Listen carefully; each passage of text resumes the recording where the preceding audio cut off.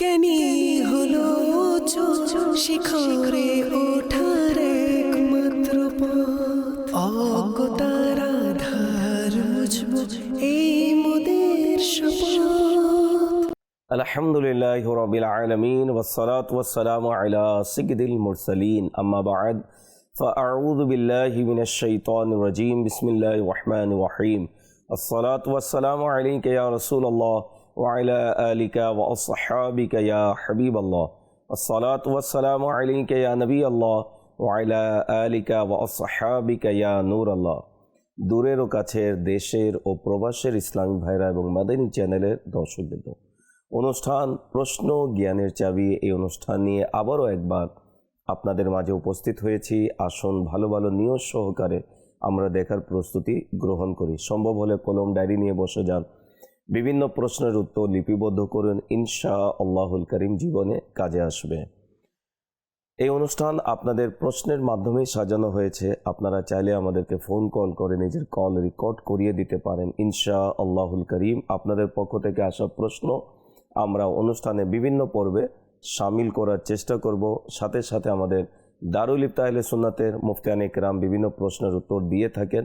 ইনশা আল্লাহুল করিম পূর্বের ন্যায় আজকেও দারুল ইফতা আহলে সুন্নাতের মুফতি শফিক আত-তারিম মাদানী দামাত বরকাতুল আলিয়া আমাদের সাথে রয়েছেন। হুজুরের কাছে যাওয়ার আগে আপনাদের প্রশ্ন শোনার পূর্বে আসুন দুরুদে পাকের একটি ফজিলত শুনে নিই।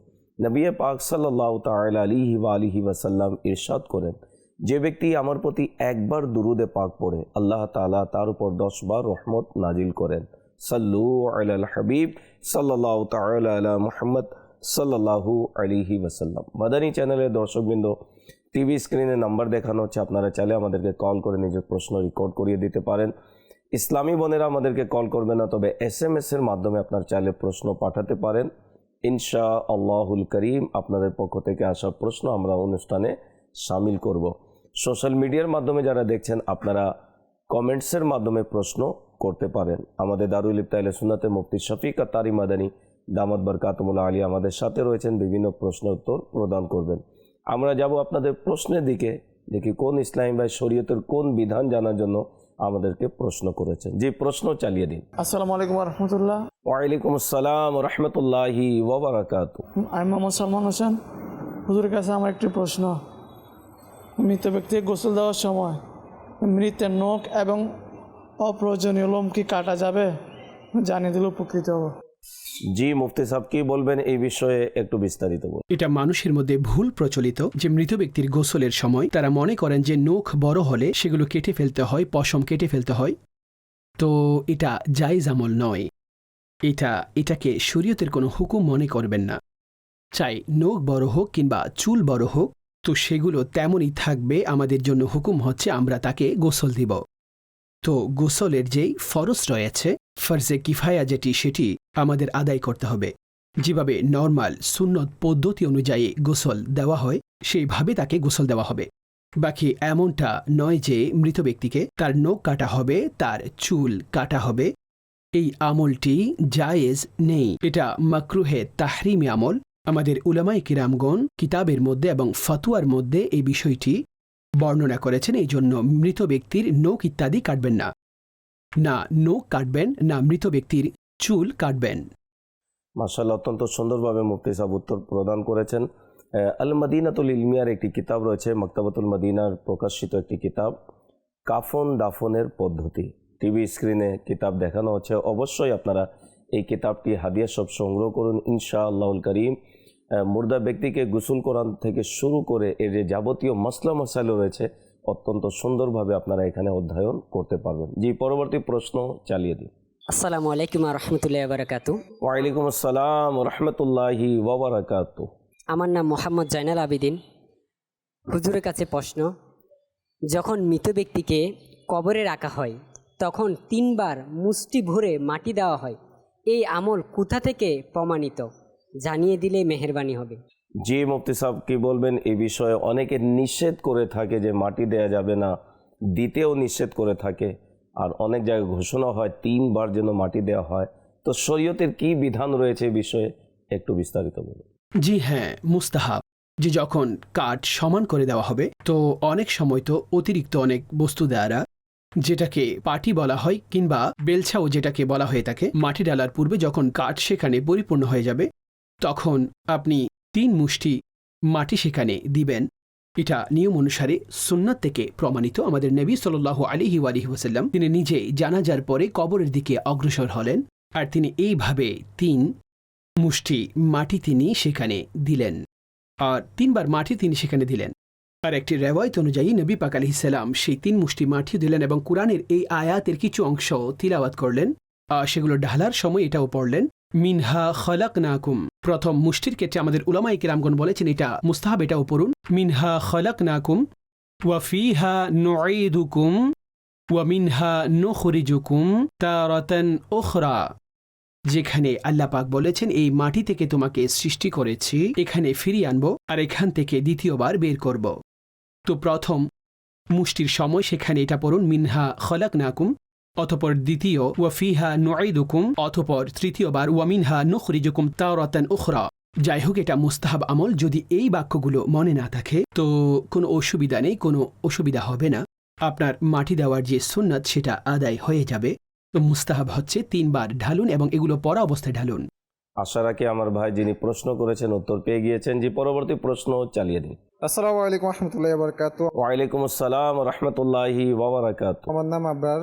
হুজুরের কাছে আমার একটা প্রশ্ন, গোসলের পূর্বে নাকে পানি পৌঁছাতে এবং কুলি করতে ভুলে গেলে গোসল কি হয়ে যাবে, নাকি পরে শুধু নাকে পানি পৌঁছালে হয়ে যাবে, নাকি আবার নতুন করে গোসল করতে হবে? জানিয়ে দিলে অনেক উপকৃত হব। জি মুফতি সাহেব কি বলবেন এ বিষয়ে একটু বিস্তারিত বলুন।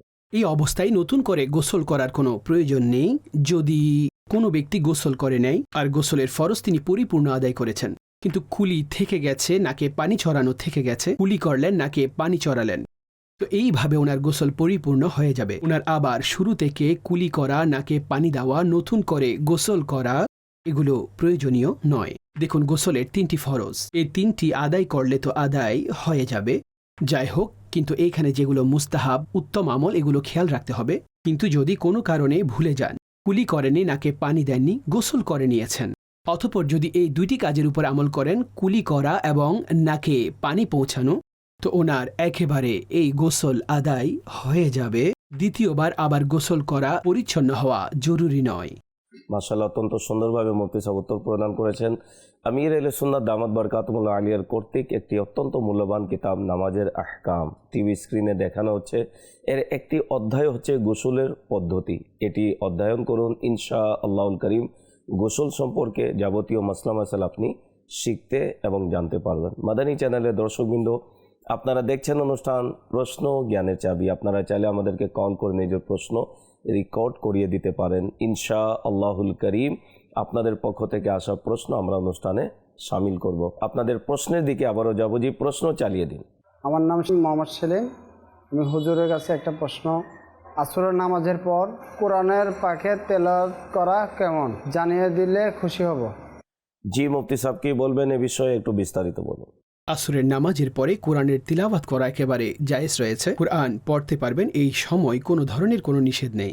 নিষেধ হচ্ছে মাকরু সময়ে। হ্যাঁ, আসরের পরে এত সময় অতিবাহিত হয়েছে যে মাকরু সেই 20 মিনিট চলে এসেছে। তো এখন উত্তম হচ্ছে সেই সময় আপনি তিলাওয়াত বন্ধ করে রাখুন। যে মাকরু সময়ে আপনি তিলাওয়াত করবেন না, বরং আপনি জিকিরের মধ্যে, তাওবা ইস্তিগফারের মধ্যে ব্যস্ত হয়ে পড়ুন। মাকরু সময়ের ক্ষেত্রে আপনি এই তিলাওয়াত করবেন না। যাই হোক, তার পূর্বের যে সময় রয়েছে তো তাতে আপনি তিলাওয়াতও করতে পারবেন, কোনো ধরনের কোনো নিষেধাজ্ঞা নেই এবং এই কোরআনের তিলাওয়াত করাও উচিত। জি পরবর্তী প্রশ্ন চালিয়ে দিন। আসসালামু আলাইকুম। ওয়ালাইকুম আসসালাম রহমতুল্লাহি ওয়া বারাকাতুহু। আমার নাম মোহাম্মদ শিহাব। হুজুরের কাছে একটা প্রশ্ন ছিল আমার। কয়েকজন ব্যক্তি কোরআন খতমের উদ্দেশ্যে একত্রিত হলো এবং সবাই উচ্চস্বরে তিলাওয়াত করলো, শরীয়তের দৃষ্টিতে এর বিধান কি বললে একটু উপকৃত হব।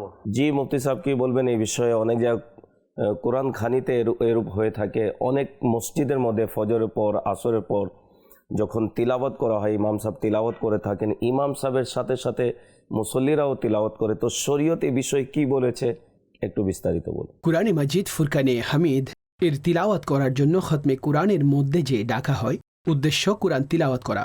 তো সেখানে উচ্চ আওয়াজে পড়বেন না। তিনি উচ্চস্বরে পড়ছেন, তিনি উচ্চস্বরে পড়ছেন, পরিপূর্ণ আওয়াজে ভরে গেছে, এইভাবে পড়াটা জায়েজ নেই। আপনি এতটুকু আওয়াজে পড়ুন যে আপনার কান শুনতে পাচ্ছে। উচ্চ স্বরে কোরআন তিলাওয়াত করা এটার অনুমতি নেই। কারণ সবাই পড়তে এসেছেন, সবাই যখন পড়ছেন তো নিজে নিজে পড়ুন, এতটুকু আওয়াজে পড়ুন যে আপনার কান শুনতে পাচ্ছে। কিন্তু এত উচ্চ স্বরে পড়বেন না যে অন্যের আওয়াজ আপনার কাছে আসছে, আপনার আওয়াজ তার কাছে যাচ্ছে। কেননা কুরআনে মাজিদ ফুরকানে হামিদ যখন এইভাবে তিলাওয়াতের জন্য পড়া হবে তখন এই পদ্ধতি অবলম্বন করবেন না। হ্যাঁ, আপনি একাকী হলে, সেখানে কোনো নামাজ আদায়কারী না থাকলে, কোনো শ্রবণকারী নেই, অন্য কারো কষ্ট হচ্ছে না, ঠিক আছে, আপনি উচ্চ স্বরে তিলাওয়াত করতে পারেন। কিন্তু যেখানে অন্য লোকেরা রয়েছেন কিংবা তিলাওয়াতের জন্য সবাই একত্রিত হয়েছেন, তখন আপনি এই পদ্ধতিতে তিলাওয়াত করতে পারবেন না। হ্যাঁ, যাই হোক, মাদ্রাসার মধ্যে বাচ্চারা রয়েছেন, তারা পড়ার সময় উচ্চ আওয়াজে পড়েন, সেখানে তাদের জন্য অনুমতি রয়েছে। তারা বিশেষ কোনো কোরআন তিলাওয়াতের জন্য, কোরআন খতমের জন্য নয়, বরং তারা তাদের হিফজের উদ্দেশ্যে সেখানে একত্রিত হয়েছেন। তাদের কোরআন হিফজ করতে হবে, মুখস্থ করতে হবে, পারা মুখস্থ করতে হবে, সবক, ওনাদের মঞ্জিলগুলো মুখস্থ করতে হবে।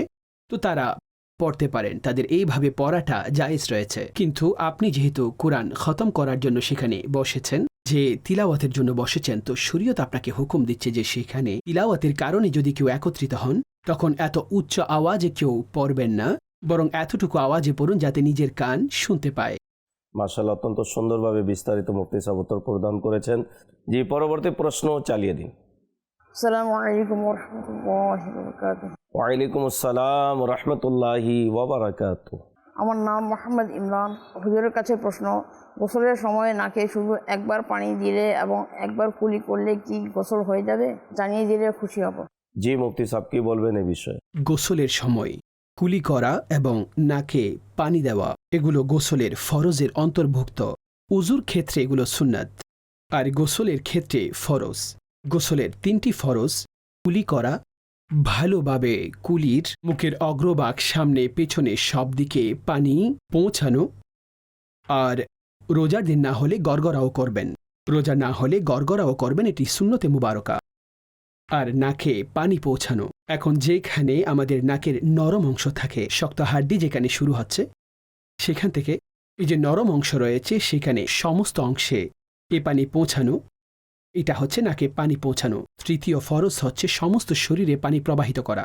মাথার চুল থেকে শুরু করে পায়ের তালু পর্যন্ত কোনো জায়গা শুষ্ক থাকবে না, আর এমনও থাকবে না যেখানে পানি এখনও পৌঁছায়নি। অর্থাৎ এই ক্ষেত্রে সতর্কতা অনেক সময় জরুরি। অনেক সময় এমনটা হয়ে যায় যে যারা বসে অনেক সময় গোসল করেন, তো শরীরের কারণে, মোটা হওয়ার কারণে তাদের শরীর অনেক সময় লেপ্টে যায়। তারা যদিও বা গোসল করেছেন কিন্তু অনেক সময় কিছু অংশে পৌঁছায়নি, সেখানে পানি পৌঁছায়নি, এমনটা হয়। এই বিষয়ে সতর্ক থাকতে হবে। এখন বললেন যে একবার নাকে পানি চড়িয়েছেন, একবার কুলি করেছেন। দেখুন, একবারে যদি সতর্কতার সাথে এতটুকু পানি পৌঁছান, এমন পদ্ধতিতে পৌঁছালেন যে পরিপূর্ণ হয়েছে, নাকে পানি পৌঁছে গেছে, ফরজ তো আদায় হয়ে গেছে। কিন্তু 3 বার করাটা এটি সুন্নাত। 3 বার করা যেহেতু সুন্নত, তো এই ক্ষেত্রে সুন্নাত ছুটে গেছে, কিন্তু ফরজ তার আদায় হয়ে যাবে যদি একবার কুলি করেন এবং একবার নাকে পানি চড়ান। কিন্তু সুন্নত হচ্ছে 3 বার কুলি করা, 3 বার নাকে পানি পৌঁছানো। তো এই 3 বার করা, এতে তার সুন্নত আদায় হয়ে যাবে। জি, পরবর্তী প্রশ্ন চালিয়ে দিন। আমার নাম মোহাম্মদ তারিবুল ইসলাম। হুজুরের কাছে আমার একটি প্রশ্ন, মৃত ব্যক্তিকে গোসল দেওয়ার আগে তার পাশে কোরআন মাজিদ কি তেলাওয়াত করা যাবে? জানিয়ে দিলে খুশি হব। জি, মুফতি সাহেব কি বলবেন এই বিষয়ে? আমাদের দেশেও এটি প্রচলন রয়েছে, মৃত ব্যক্তির খাটের পাশে বসে কয়েকজন কোরআনুল কারীমের তিলাওয়াত করতে থাকে। তো এই বিষয়ে শরীয়ত সম্মত আছে কিনা বা শরীয়তের কি বিধি নিষেধ রয়েছে, একটু বিস্তারিত বলুন। মৃত ব্যক্তিকে গোসল দেওয়ার আগে ওনার পাশে বসে তিলাওয়াতে কুরআনে পাক করা এটি একটি মাকরু আমল, অপছন্দনীয়। এমনটা করবেন না। এটা সে অবস্থায় কাপড় দিয়ে মৃত ব্যক্তিকে পুরো ঢেকে দেননি, শরীর গোপন করেননি।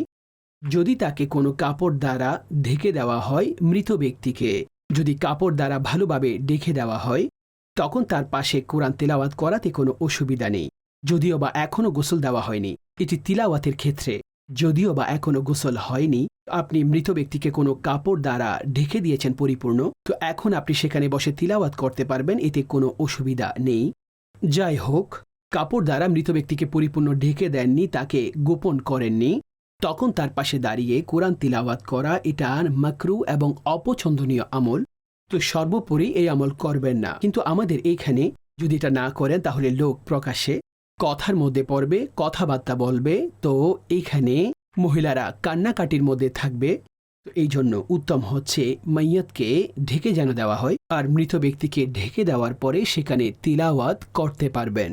জি, সর্বশেষ প্রশ্ন চালিয়ে নিন। আসসালামু আলাইকুম। ওয়ালাইকুম আসসালাম রহমতুল্লাহি ওয়া বারাকাতুহু। আমার নাম মোহাম্মদ আরমান।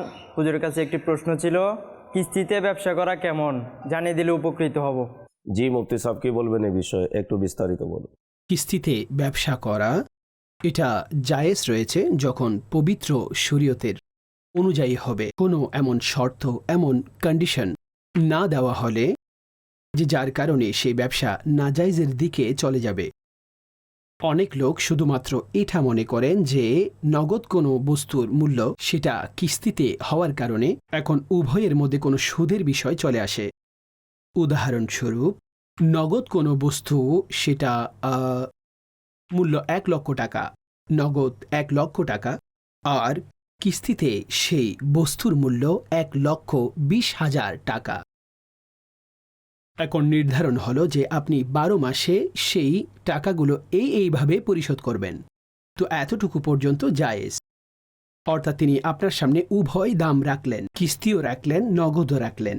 এখন আপনি কিভাবে নেবেন? নগদ নেবেন, 20,000 টাকা কম দিয়ে পেমেন্ট এখন দিয়ে দিবেন। কিস্তিতে নিলে 1,20,000 টাকা, তো আপনি সেটার কিস্তি এবং পেমেন্টগুলো শিডিউল করে নিলেন।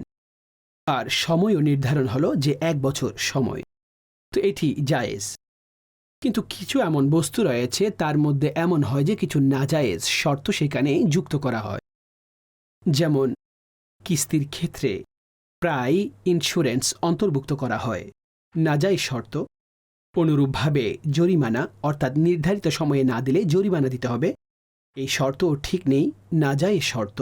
তো এই ধরনের যদি কিস্তি দেরি হওয়ার কারণে জরিমানা যদি নির্ধারণ করা হয় কিংবা তার ইন্স্যুরেন্স থাকে, তাহলে এটা নাজায়েজের দিকে চলে যাবে। যদি শর্ত নাজায়েজ না হলে তখন এই ব্যবসা জায়েজ রয়েছে। যাই হোক, যিনি ক্রেতা তাকেও আমরা সেই বিষয়গুলো জানিয়ে দিব, অবশ্যই বলবো যে তিনি উনার শর্ত অনুযায়ী সে কিস্তি আদায় করবেন। কেন লেট করবেন? তিনি লেট করলে জরিমানার দিকে চলে যাবে, তিনি যথা নিয়মে দিয়ে দিবেন।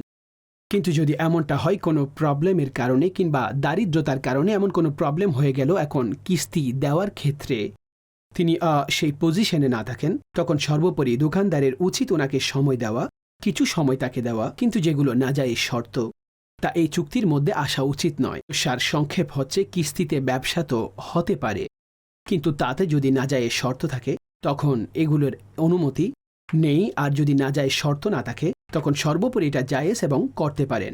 মাশাআল্লাহ, অত্যন্ত সুন্দরভাবে মুফতি সাহেব বিভিন্ন প্রশ্নের উত্তর প্রদান করেছেন। আশা রাখি যারাই আমাদের সাথে ছিলেন অনেক কিছু শিখতে এবং জানতে পেরেছেন এই অনুষ্ঠানের মাধ্যমে। আলহামদুলিল্লাহ, শরীয়তের বিধিবিধান শিখা আমাদের জন্য অতি সহজ মাদানী চ্যানেল কমিটি মজলিস আমাদেরকে করে দিয়েছে। আল্লাহ তাবারাক ওয়া তাআলা আমাদেরকে ইলমে দ্বীন অর্জন করার, এর উপর আমল করার এবং অন্যান্য ইসলামী ভাইয়ের, ইসলামী বোনের কাছে পৌঁছানোর তৌফিক দান করুক। পরবর্তী অনুষ্ঠান দেখার আমন্ত্রণ জানিয়ে বিদায় নিচ্ছি। সাল্লু আলাল হাবিব সাল্লাল্লাহু তাআলা আলা মুহাম্মদ সাল্লাল্লাহু আলাইহি। জ্ঞানী হলো শিখরে ওঠা